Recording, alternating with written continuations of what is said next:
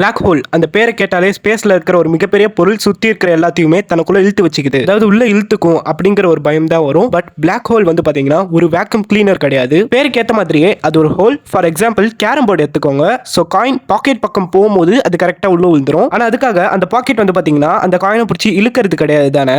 அதே மாதிரி தான் பிளாக் ஹோலோட இமென்ஸ் கிராவிட்டி வந்து பாத்தீங்கன்னா சுத்தி இருக்கிற எல்லா பொருட்களையுமே தன்னை விட்டு வெளியே போக விடாம பண்ணுது. ஈவன் ஹரைசன் தாண்டி நீங்க உள்ள போனீங்கன்னா லைட்டால கூட வெளியே வர முடியாது. இப்போதைக்கு சூரியன் நிறைய இருக்கிற ஒரு பிளாக் ஹோலை சூரியனுக்கு பதிலாக அந்த இடத்துல வைப்போம். சூரியன் மாஸ் இருக்கிற ஒரு பிளாக் ஹோல் வெறும் பட்டாணி சைஸ் தான் இருக்கும். நம்ம நிலவை விட ரொம்பவுமே குட்டி. பார்த்தாலே தெரியும். இதை நம்ம சூரியன் இருக்கிற இடத்துல வச்சா என்ன நடக்கும்னு நினைக்கிறீங்க? பூமி அதுக்குள்ள போய் விழுந்துரும் நினைக்கிறீங்களா? இல்ல, எல்லா கிரகங்களும் அந்த இடத்துல சுத்தி வலம் வரும். பட் சூரியன் கிட்ட இருந்து வர அந்த வெளிச்சமும் வெப்பமும் நம்ம கிட்ட இருக்காது. ஸோ சிம்பிளா சூரியன் போனதே 8 நிமிஷம் கழிச்சு தான் நமக்கே தெரியும். ஏன்னா சன்லைட் நம்மளை ரீச் பண்ண 8 நிமிஷம் ஆகும். அண்ட் ஹீட் இல்லாத காரணத்தினால பூமி வந்து ஒரு பனிப்பந்து போல ஆகி நம்ம எல்லாருமே செத்துருவோம். ஆனா பிளாக் ஹோல்ல விழுந்து சாவ மாட்டோம். And black hole is not a vacuum cleaner.